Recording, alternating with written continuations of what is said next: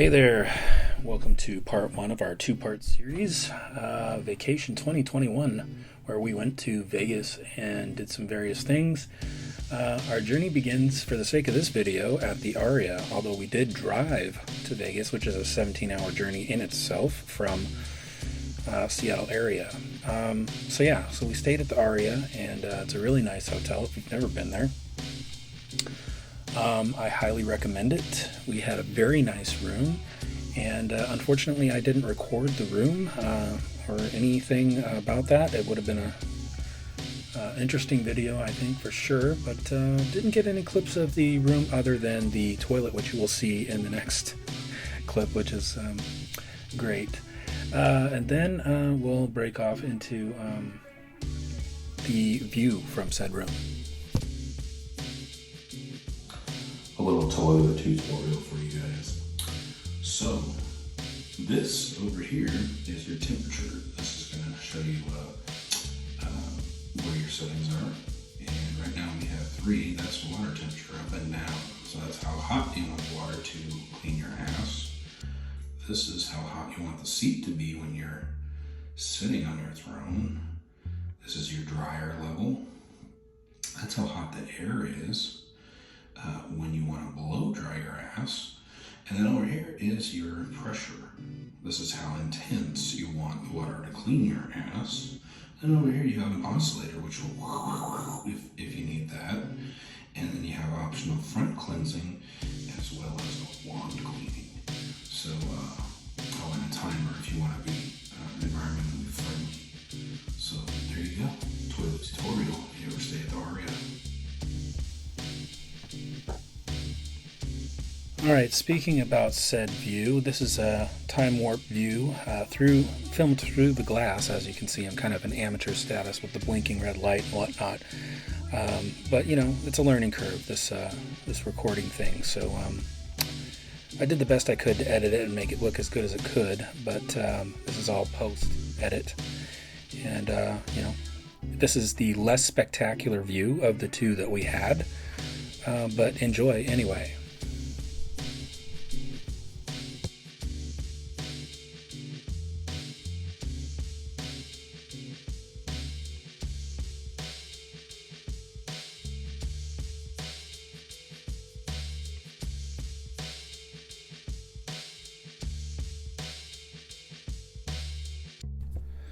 Okay, so in this clip, I was trying to explain our ride for the day, which was a 2013 Honda F6B Goldwing.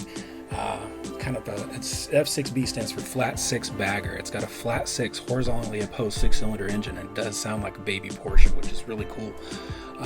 Has plenty of space in the bags for all your stuff, and it's just a real comfortable ride. And I was explaining in this video, although it was damn windy that day and you couldn't hear me, that she was a big girl and I liked her a lot.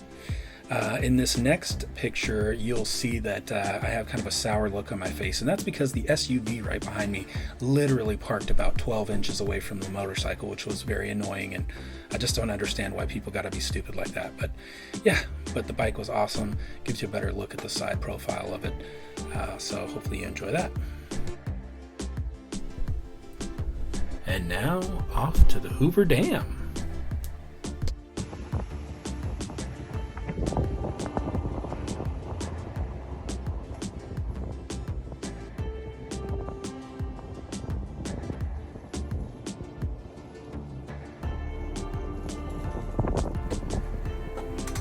Okay guys, I'm going to try my best to explain these really quickly. What you're looking at here is pictures from the Hoover Dam that we took. The left and right side, you'll see those like holes in the walls. Those are like an outlet for the spillways of the dam, and this is the outlet side of the dam. That little green dot in the middle of the picture is a porta potty, believe it or not. This is a bridge that goes over the Hoover Dam. Yes, there are people up there taking pictures from the other side. No, I didn't do that. Again, the outlet of the dam. Another picture of the outlet with the bridge over the top. It was very hot that day. Notice the power lines on the edge of the cliffs there. Those are pretty sketchy. They're like full-size power lines. There's an inlet tower, but those full-size power lines are like at a 45-degree angle. It just looks very unnatural. Another inlet tower. See the white line there on the rocks? The water level used to be that high about 40 years ago almost. There's a picture of the wall of the dam. Again, those power lines that are at 45-degree angles. The pictures doesn't do it justice. It's just real sketchy to look at. There's one of the spillways on the left-hand side of the dam. These are absolutely massive. Another inlet tower there. That water looks so inviting. It was so hot that day I wanted to dive right in. Another inlet tower on the other side. That's the other spillway. Again, these spillways are massive. Pictures don't do them justice. They're really huge. Better shot of the lake behind there. There's a wall right there you can see in the lake. You can actually boat and swim in there, I guess, and do various activities. Arizona time, because if you go on the other side of the dam, you're officially in Arizona and in a different time zone. But yeah, we saw people on the other side of that wall, which was interesting. Okay, there's the massive spillway on the left-hand side. It's just huge. I'd say it's probably 50 to 100 foot across. There's looking over the spillway. Now, this was us standing up on the hillside looking at the spillway. Okay, and then the next picture right here, see those little white specks? Those are actually, believe it or not, a lot of them are like little sun hats, you know, that ladies wear and stuff. That's how many hats have blown off down there, and people can't obviously retrieve them because they're in the spillway. I don't think you're allowed to just walk around in there, but kind of cool to fly a drone through there with lights and film it, you know. I don't know. These are things I think about. See, there's one of those full-size telephone poles. This reminded me of the Neverending Story. Remember the green guardians that guarded the place? Yeah, that's kind of what that reminded me of. The ones that shot lasers out of their eyes and stuff. That was kind of cool. Anyway, hopefully you enjoyed these pictures. Now this is us on the way to the Grand Canyon in hyperlapse. So enjoy that, and I'm going to shut up until we get there.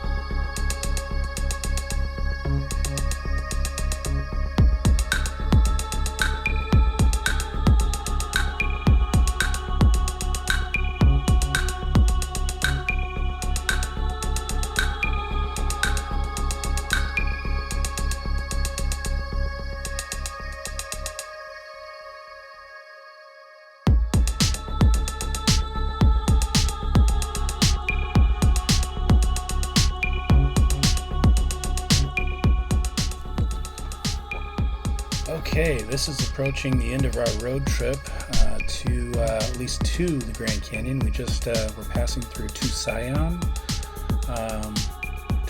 however you say it. You'll notice that in the video with the little roundabouts and the McDonald's on the right-hand side.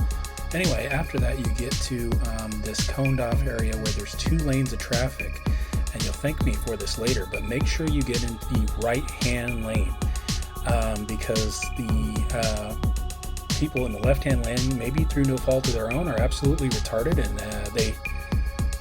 they move so slow. It's just a faulty system. But at the end of this, it opens up in about 5-6 lanes, and it moves rather quickly. But you'll see the right-hand lane, even though it's this time warp, moving much quicker than us in the left-hand lane, unfortunately, and it's maddening. Also, just do yourself a favor and get there really early. Really early in the morning, or try and avoid this crowd situation. It's just not fun to wait in that heat, and I think we were in that line for a good 2 hours. It sucks, but we were there at a good time because it was starting to be sunset by the time we finally arrived, as you'll see in some of the pictures. Unfortunately, not all the video survived. I've only got a couple of clips for the video, and then the rest is pictures, but hopefully you enjoy those. I did the best I could with the editing, so enjoy. Again, right-hand lane, guys, if you go.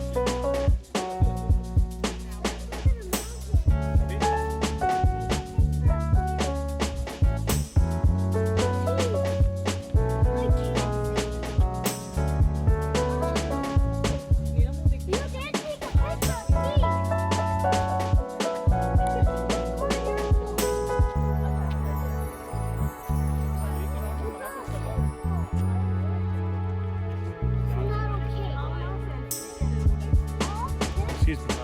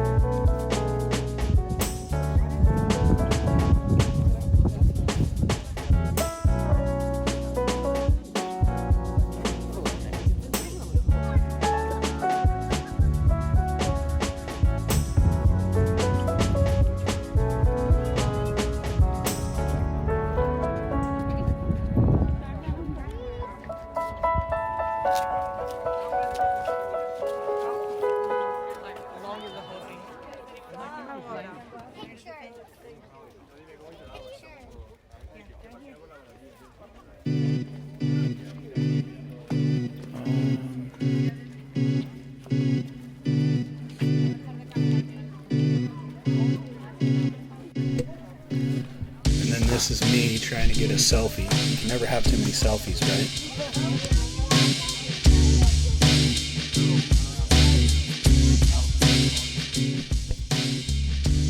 So again, I tried my best to kind of photo edit these pictures. It was kind of hazy from all the wildfires in California, all the smoke and stuff throughout the whole region where we were driving, but tried to clean them up a little bit and reduce the haze and just get the best pictures possible for the video. So these are it.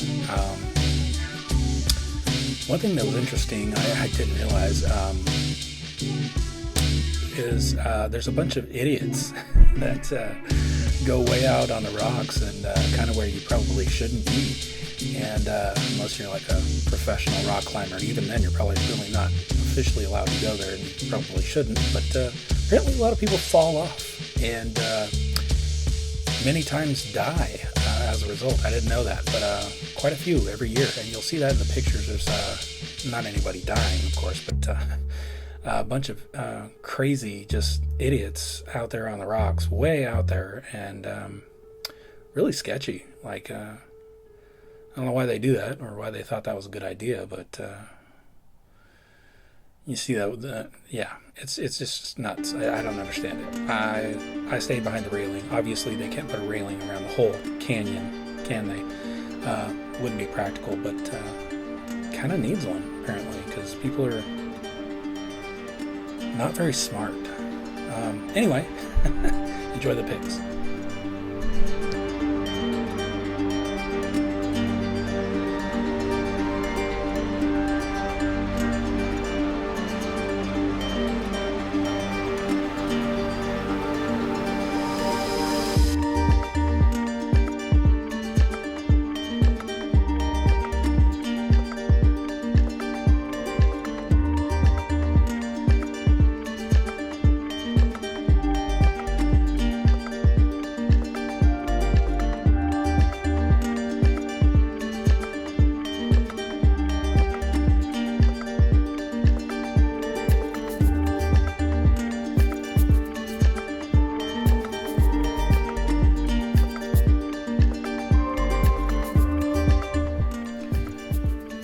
And towards the end of our trip at the Grand Canyon, we were leaving, and a herd of elk just came in, decided to start feeding.